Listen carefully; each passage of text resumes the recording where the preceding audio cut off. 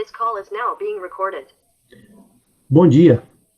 Hoje, 30/4/2021, é nosso último encontro em Práticas Integradoras 1, WhatsApp. Né? Para encerrar, nós já vimos, vamos recapitular aqui rapidinho, né? Nós vimos durante essa disciplina os tipos de gêneros textuais que são presentes nas provas de língua inglesa do Enem. Lembrando sempre que, às vezes, o aluno escolhe espanhol para fazer, mas a presença dos gêneros textuais basicamente são os mesmos, né? É evidente que as questões são diferentes, mas a ideia de se usar, por exemplo, canções, poemas, textos jornalísticos, anúncios, charges, tirinhas, a ideia não foge disso. Então, tudo que vocês viram aqui com língua inglesa, é bem possível, né, que aconteça em língua espanhola também. O correto seria você ter um domínio da língua espanhola para poder escolher a prova. Mas aí é gosto de cada um, né? A pessoa deve fazer aquilo que ela se sente mais segura, ok? Bom, nós vimos canções e poemas, nós vimos charges e tirinhas, nós vimos textos jornalísticos, nós vimos anúncios, né? Hoje nós vamos abarcar uma quantidade maior de gêneros textuais, porque esses que nós vamos ver hoje, eles aparecem, mas eles não são tão comuns. Assim, é muito comum em toda a prova do Enem você ter uma música ou um poema, é muito comum você ter um texto jornalístico, é bem comum você ter charge, ter tirinha, uma peça de campanha publicitária. Esses são mais presentes. Mas o que não significa que em uma edição ou outra não possa aparecer um gênero textual diferenciado. É isso que nós vamos ver a partir de hoje. Na nossa apresentação, nós vamos começar com algumas dicas de como se portar para se sentir à vontade com uma prova de idiomas do Enem, tá bom? Eu vou projetar uma tela aqui agora para vocês. Certo? Vai chegar aí para vocês daqui a pouco. Tá chegando. Isso. Deixa eu dar uma aumentada aqui na tela. Pronto. Aí chegou para vocês. Agora eu creio que está num tamanho legal aí. Então, nós começamos nossa dica com um questionamento que não é feito só na prova de idiomas do Enem, não. Na verdade, é como fazer uma boa prova. Os alunos se perguntam em todas as matérias como fazer uma boa prova de inglês, de português, de física, de química, biologia, como fazer uma boa prova de linguagens no Enem, como fazer uma boa prova de matemática, uma boa prova de ciências humanas e ciências exatas, como fazer uma boa prova. Aqui nós vamos ver algumas dicas de como fazer uma boa prova de inglês no Enem, tá? Como fazer uma boa interpretação de texto. Porque, basicamente, as questões do Enem, elas são isso, interpretação de texto. Desafio vocês a irem para o Google, fazer uma pesquisa nas provas do Enem, nas questões de língua estrangeira no Enem, tanto de português, tanto de inglês quanto de espanhol, e você localizar uma quantidade grande ou uma quantidade mediana de questões envolvendo gramática. É muito difícil. A maioria é interpretação de texto, não é a maioria absoluta. É interpretação de texto. O que significa que eu preciso dominar a gramática, é evidente que eu preciso, para que eu tenha uma maior facilidade no momento de interpretar o texto. Tá? Não pode ser assim, não, a interpretação de texto eu não preciso estudar. Precisa, é evidente que precisa. Até porque a interpretação de texto, ela requer você ter um conhecimento geral mais abrangente. Então, assim, você pode pegar um anúncio que talvez você tenha visto em língua portuguesa, você pode pegar uma notícia que talvez você tenha visto em um telejornal. Então, isso lhe dá mais segurança, porque você vai se lembrar de alguns detalhes que auxiliarão você a interpretar o texto e responder a questão com maior exatidão, tá bom? Como fazer uma boa interpretação de textos em inglês no Enem? Seja no Enem ou até mesmo em vestibulares, que ainda existe, né? As provas costumam explorar bastante a interpretação de texto. Falei isso no instante. Muita gente fica... peraí. Só eu que... Né, Laís... Não, Laila, perdão. Laila disse aqui, só eu que não estou conseguindo escutar. Ô, Laila, não sei. Matheus, Aline, vocês estão me ouvindo bem?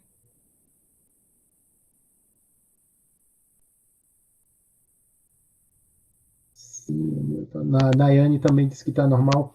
Ô, Laila, essa semana já aconteceu isso comigo, com a turma de terceiro ano. Faz o seguinte, sai da sala. Bom, primeiro, você está usando um fone, alguma coisa do tipo? Não, primeiro assim, se você está... lá, ela não esperou nem... Beleza, ela volta daqui a pouco. Sai e entra para ver como é que tá. Então, assim, lá ela voltou. E aí, Laila, tá ouvindo direitinho? Agora tá bom, beleza. Acontece muito isso. A sugestão primeira que eu dou é que você teste os cabos, né? Se você está usando um fone de ouvidos, vá lá, teste o cabo, dê uma olhadinha na sua barrinha para ver se seu áudio está desligado e tal. Depois que faz isso, se não der resultado, aí a gente sai da sala. Você saiu primeiro, mas tudo bem. Ainda bem que voltou, né? Então, muita gente fica se perguntando como conseguir um bom desempenho nesse tipo de prova, né? Por isso, veremos algumas dicas valiosas para fazer uma boa interpretação de textos em inglês, tá? Aí essas dicas começam agora, não são muitas não. Dica 1, faça uma leitura rápida. Geralmente, quando fazemos uma prova, o tempo é curto. Dizem que você tem, por dia, você tem em torno de 3 minutos e pouco por cada questão. Não sei se isso condiz com a realidade, não. Nunca fiz esse cálculo, mas já ouvi falando isso. Por isso, algumas técnicas como as de skimming e scanning podem funcionar com grandes aliados. Então, essas técnicas de leitura, elas podem nos ajudar. E normalmente a gente as faz automaticamente, a gente faz no automático.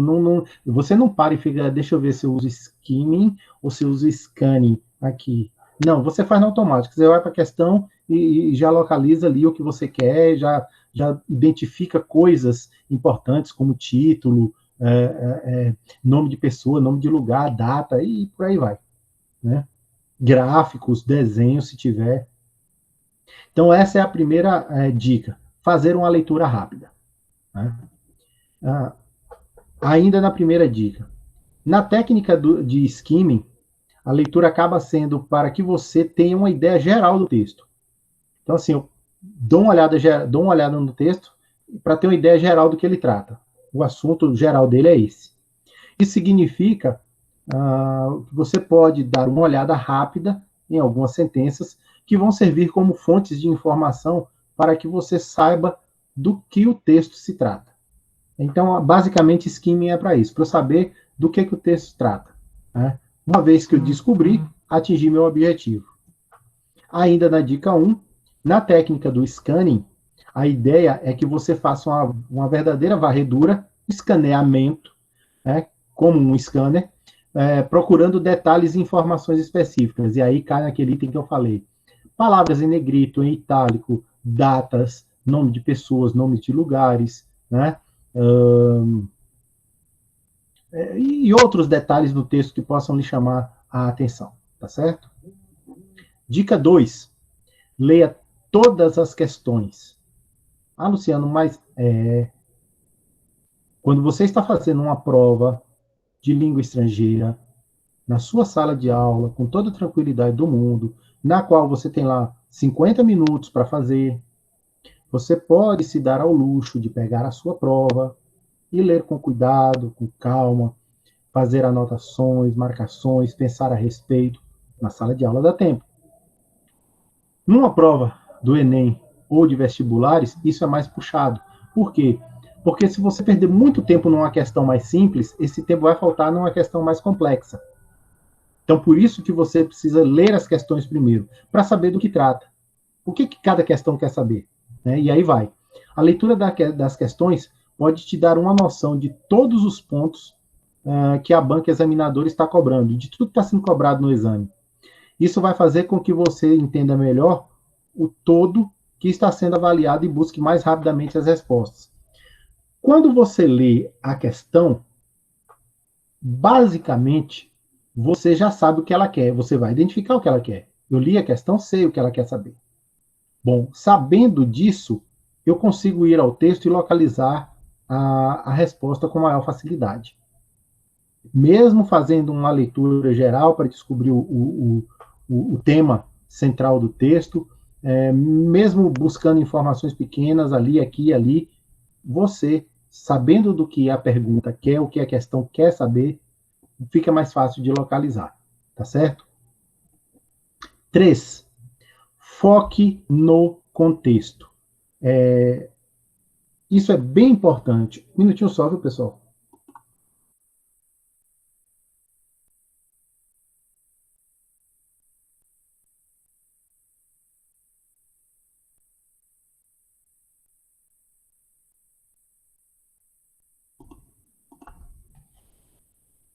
Trabalhar de casa tem suas comodidades, mas tem também os imprevistos, né? Bom, mas vamos lá. Foque no contexto. O que muitos especialistas no assunto afirmam é que não é necessário que você saiba o significado de todas as palavras. O importante é entender o contexto. Então, entender o contexto. Quando você consegue captar o contexto do texto, da tirinha, da charge, do anúncio, fica bem mais fácil responder a questão. Tendo também o cuidado de não dar aquelas viajadas que às vezes o aluno está ali, ele percebe o contexto e aí ele começa a criar hipóteses em cima e às vezes ele dá uma viajada e sai completamente do rumo. Então, assim, é focar no contexto. O contexto desse anúncio é esse. Por essa data aqui, eu sei que é década de 80, na década de 80 as coisas aconteciam, eu vi falando que aconteciam meio dessa forma, então assim, fica dentro do contexto da questão, tá? Nada de, mas pode ser que, e aí você começa a viajar, aí desanda tudo. Então, primeiro, vamos focar no contexto, né? Como ele diz aqui, alguns especialistas, e é certo isso, prova de interpretação de texto, você não precisa entender todas as palavras do texto. Se você conseguir pegar as ideias principais, você acaba tendo material para responder as questões, certo? Gente, se eu tiver rápido demais, avisa. E se alguém não estiver entendendo, é só abrir o microfone e falar, ou então mandar aqui no chat, tá bom? Eu vou continuar. Se alguém está com alguma dúvida, aí é só falar, Luciano, na dica 1, ou na dica 2, na dica 3. Eu fiquei com a dúvida disso, aí eu vou e respondo, tá bom? Dica 4. Dê atenção aos termos. Fique atento aos pronomes, advérbios, sujeitos, objetos direto e indireto e conectivos. A posição desses termos na frase também pode ajudar na compreensão e dar ótimas dicas da resposta correta. Bom, por que a gente tem que ficar atento aos termos da frase? É porque eles vão nos auxiliar. Basicamente, você vai trabalhar. Você pode lhe escapar o significado de algumas palavras, mas os pronomes normalmente você conhece. Então você vai saber se está falando em relação a pessoa do texto, se fala em primeira pessoa, se ele está falando diretamente com uma outra pessoa, se ele está falando de um grupo ou de uma pessoa específica, né? Prestar atenção nos verbos também. E isso pode auxiliar muito você, principalmente porque você conhece verbos em língua inglesa. Você pode não conhecer, digamos, todos os 106 verbos daquela lista de verbos irregulares, mas você conhece alguns. Tá? E conhecendo alguns, isso pode auxiliar você na interpretação do texto. Mesmo acontece com advérbios, pronomes, adjetivos, né? É isso. Dica 5, prepare-se. Essa é óbvia, né? Como é que eu posso me preparar para uma prova de idiomas no Enem? Bom, familiarize-se com os tipos de questões resolvendo provas anteriores. Essa é uma das melhores dicas. Existem sites pelo Google que você encontra as provas do Enem. Você encontra a prova do Enem, só a prova. Você encontra a prova já respondida, com comentário das questões.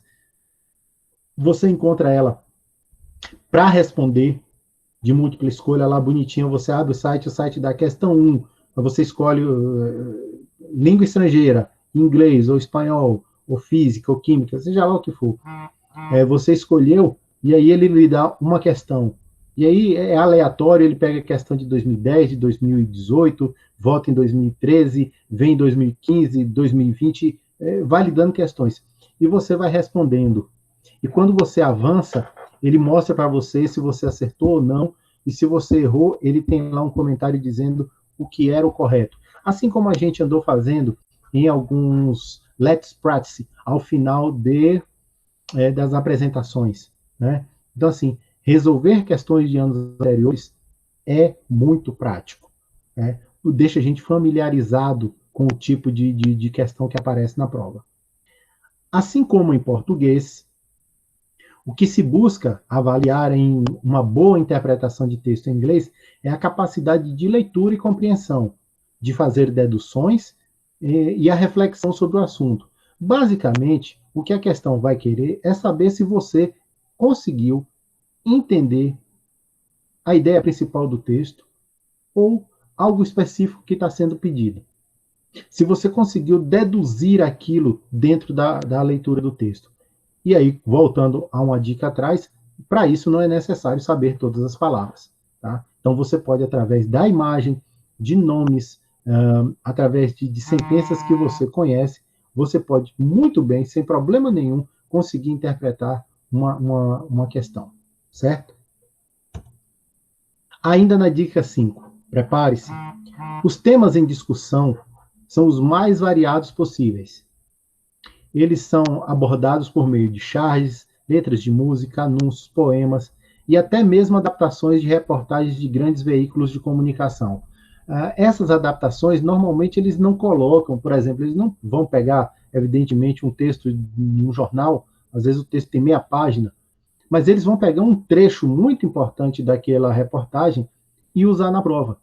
Então, se você souber, se você tiver conhecimento do que foi aquele evento, isso vai tornar muito fácil a questão para você. Por isso que é bom estar sempre atento à revista, jornal, site de internet, estar sempre lendo, sempre se informando.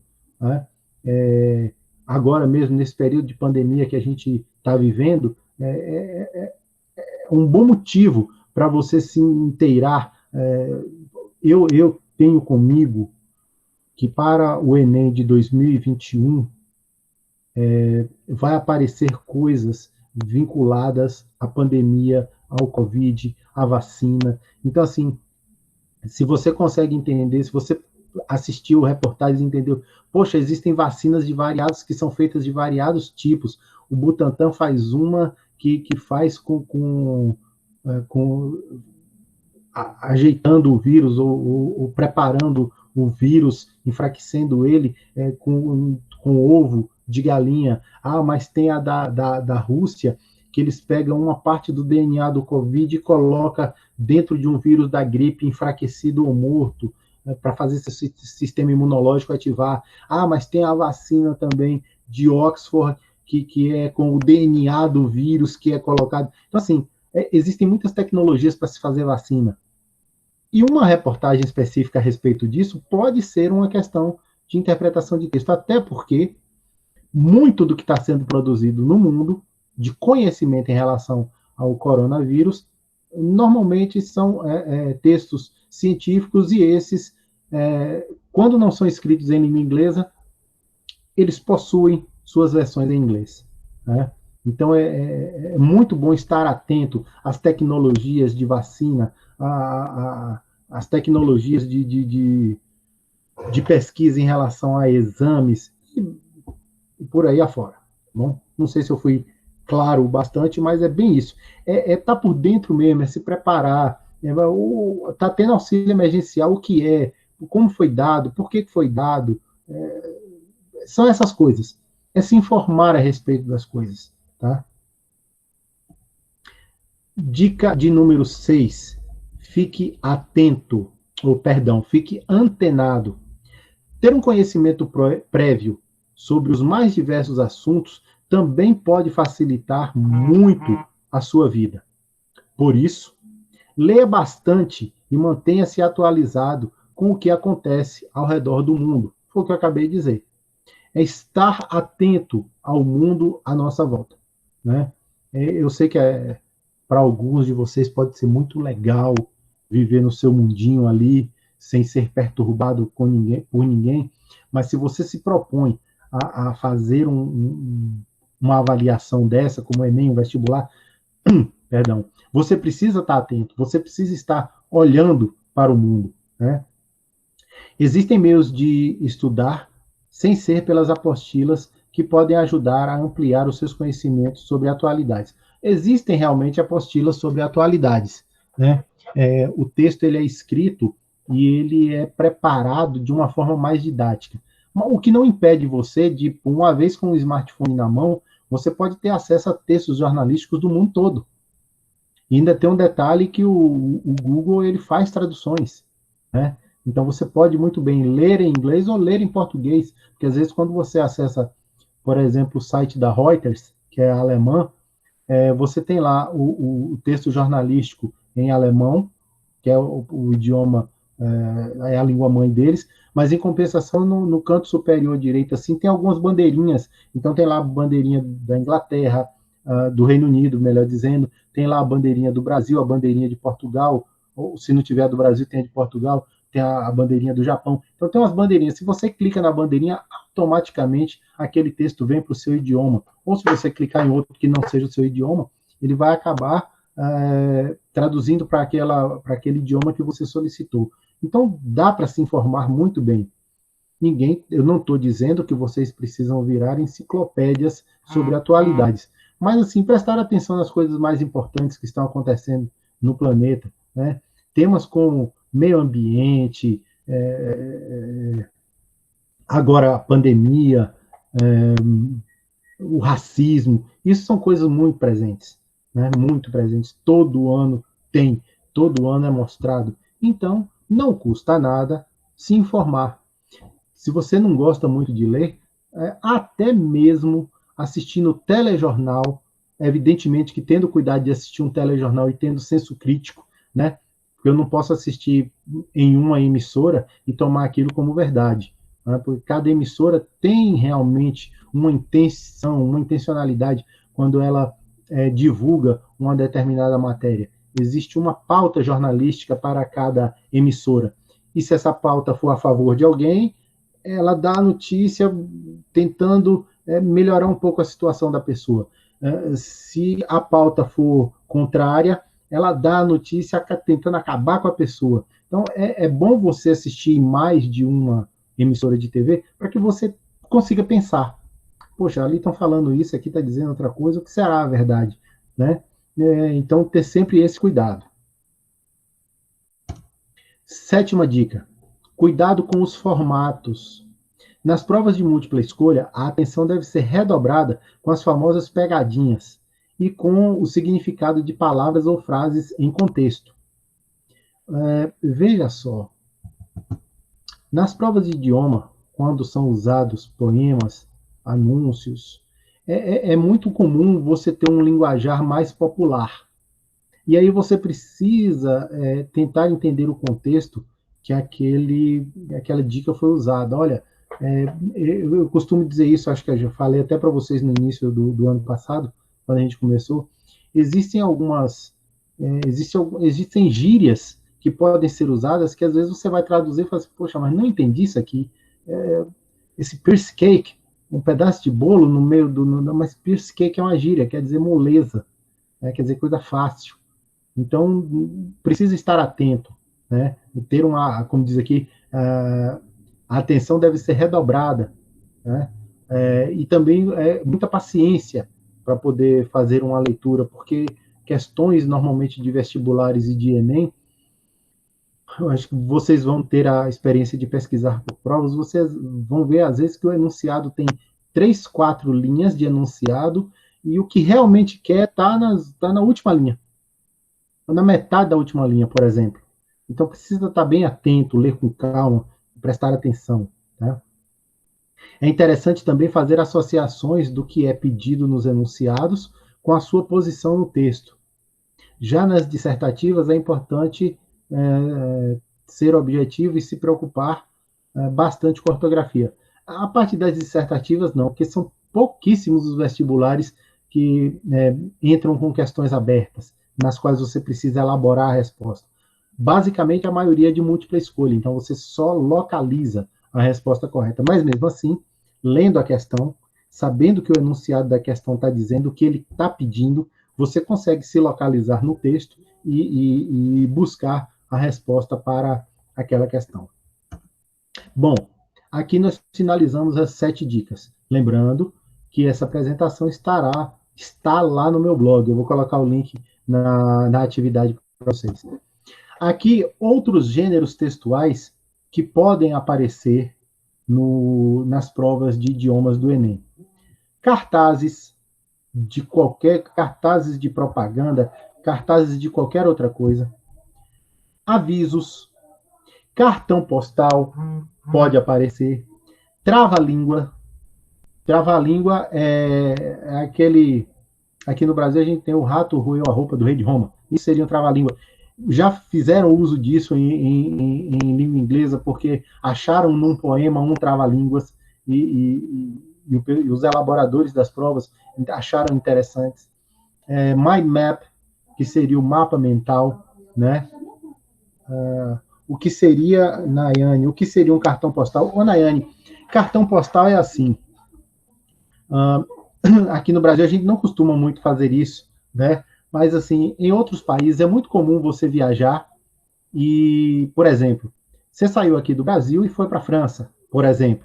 Aí lá você foi conhecer a Torre Eiffel e outros cantos, o Museu do Louvre. E, normalmente, nesses lugares ou nas bancas de jornal próximas, existem cartões com uma foto do lugar, certo? De um lado, e do outro lado, um local para você colocar o selo, para você colocar o destinatário, o remetente e uma mensagem. É um cartão mesmo, como se fosse um cartão de Natal, só que ele não, na maioria das vezes, ele não tem a dobra, né? É uma folha só, na frente com uma foto do local que você visitou, no fundo, um lugar para mensagem, o remetente, destinatário e um lugar para selar. E as pessoas costumam mandar isso em outros países, né? Brasileiro não tem muito isso, não. E também nessa era digital que a gente está vivendo, o negócio é foto. Então, as pessoas costumam comprar esses cartões, preencher, colocar no correio.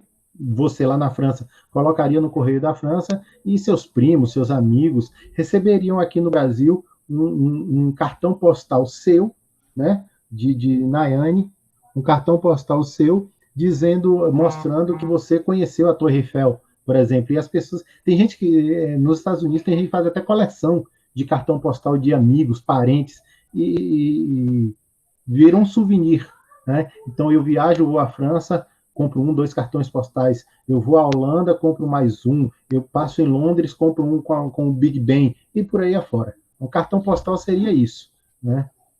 Deu para entender?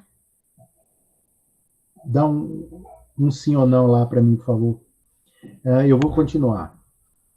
Mind map, que seria o mapa mental, né? Mapa mental, vocês já tiveram algumas oportunidades. É uma forma de se organizar um determinado conteúdo numa forma diferente de um texto comum, tá? Para que fique mais prática a compreensão.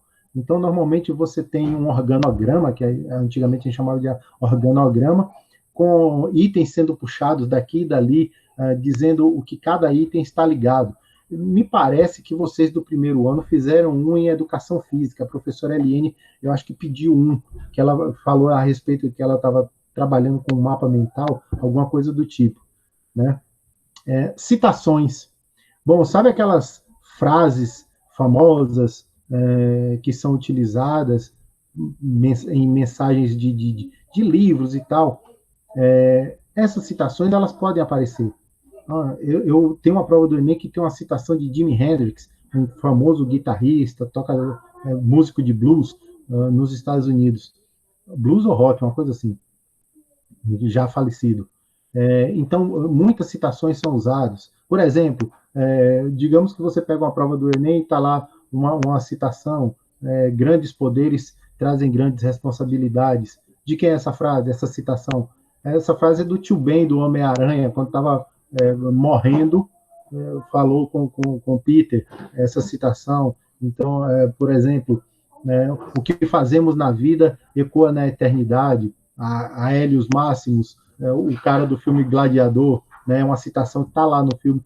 É muito comum se usar isso, às vezes de filmes, às vezes de pensadores mundiais, né, como Henry Ford, que é o precursor das indústrias Ford, Dalai Lama, Gandhi, Buda e outros tantos pelo mundo. Jesus Cristo, que tem muitas citações de Cristo. Então, citações podem aparecer também.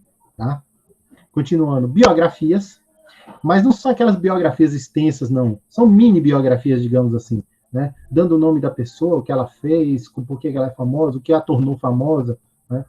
Placas de trânsito, placas indicativas de que não se deve fazer ou que se deve fazer algo, é bem comum. Sinopse de filmes e livros. Bom, sinopse é aquele pequeno texto que dá uma ideia geral da história do filme ou do livro, sem dar spoiler, né? Então, normalmente, quando você pega... não sei se vocês já fizeram isso, mas se você entrar na Americanas aqui em Brumado e procurar um DVD de um filme, na capa do DVD, na parte de trás, vai ter a sinopse, falando dos atores, o filme começa contando, né?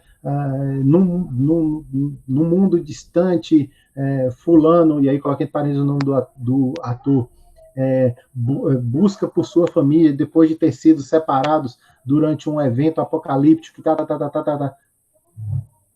um parágrafozinho de 5, 6, 7, 8 linhas é a sinopse do filme. Os livros também têm nas capas, normalmente na parte quando você abre a capa do livro, ele tem normalmente uma dobrazinha na primeira, ali está a sinopse, para você poder ler. Isso é para fazer você se interessar por aquele filme, por aquele livro, tá certo? Sites e páginas da internet. Pode aparecer, né, dá um print numa tela de internet e usa aquilo como um tema de uma questão do Enem. Piadas e anedotas. Por incrível que pareça, eu olhando provas antigas do Enem, eu localizei uma anedota, lá eles não chamam de piada, né? Eles chamam de anedota. Basicamente, aqui para a gente é a mesma coisa. É uma história engraçada. É uma história que tem começo, meio e fim, e no final o personagem principal ou se dá bem ou se dá mal, mas o intuito é fazer a gente dar risada. Né? Receitas culinárias, não vou entrar em detalhe porque todo mundo sabe que é uma receita culinária, seja de comida salgada ou doce. Né? Gráficos podem aparecer, a leitura de gráficos, e é um tipo de questão que é muito bom da gente fazer, porque o gráfico é bem mais simples, né? Não tem muito texto, então você consegue dominar ele belezinha. Trecho de resenha de livro e de filmes. Resenha, normalmente a gente chama de resenha crítica. Depois que a pessoa lê o livro ou assiste o filme, ela escreve uma resenha, que seria um texto abordando se o filme é bom, se não é, para quem é indicado, para quem não é indicado, se a história do filme é legal ou não. É isso, uma resenha é isso. É você falar resumidamente a respeito de um livro ou de um filme. Nas faculdades a gente faz resenha também a partir de livros, né? Bom, guias de viagem. Luciano, guia de viagem, cartão postal, o que é um guia de viagem? Um guia de viagem, basicamente, é uma orientação para o viajante de onde ele pode ir naquela cidade. Então, por exemplo, você chegou em Salvador e arranjou um guia de viagem impresso, eles vão lhe indicar o Pelourinho para você visitar, eles vão lhe indicar as praias da Barra, do Farol, eles vão lhe indicar o roteiro de igrejas. Então, assim, são roteiros de viagem, dizendo onde você pode ir dentro da cidade e você escolhe aquilo que você quer fazer. Alguns guias de viagem dão até dicas de restaurantes, de festas que são tradicionais, né? Que, por exemplo, toda segunda-feira tem a festa de fulano em tal lugar. Então, eles colocam lá no guia para que, se a pessoa quiser ir conhecer a festa, participar da festa, ele está ali, ele sabe quando vai ser. Guia de viagem a gente acha até na internet hoje. Temos fábulas, que vocês viram. Fábula seria aquela história com uma moral da história no final, né? Conta uma história a respeito de um fato ocorrido com uma moral no final. Isso seria uma fábula.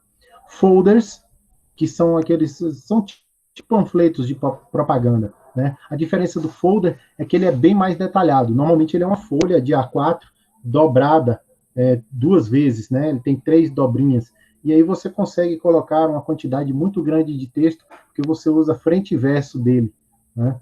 O folder normalmente ele é usado para fazer propaganda de um evento, de uma faculdade, mas pode ser utilizado também para fazer de um produto, de uma empresa que vai fazer uma liquidação, alguma coisa do tipo, né? E o etc., porque outras coisas podem aparecer, tá? Não vou dizer que vocês têm que ter habilidade, estarem preparados para tudo, mas esteja ciente que em um ou outro exame algo de diferente pode aparecer como gênero textual. Eu vou parar essa apresentação e vou partir para a apresentação. Opa, cadê, gente? O meu roteiro. Deixa eu pegar aqui, meninos.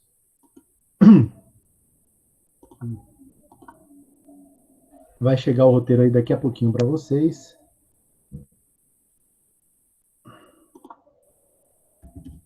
Chegou. Eu vou aumentar um pouquinho aqui. Então, aqui aula 1 e 2, nós vimos apresentação de dicas, né, de como fazer uma boa interpretação de textos em inglês no Enem. Aqui tem as 7 dicas. E aqui a relação dos gêneros textuais que podem aparecer. Não são comuns, mas já apareceram, né? Qual a tarefa de vocês para essa semana, para a gente finalizar o nosso WhatsApp? A tarefa é resolver as questões do Enem com gêneros textuais diversos. Encontre a resposta para cada questão. Bom, lá no... Deixa eu aqui. Lá no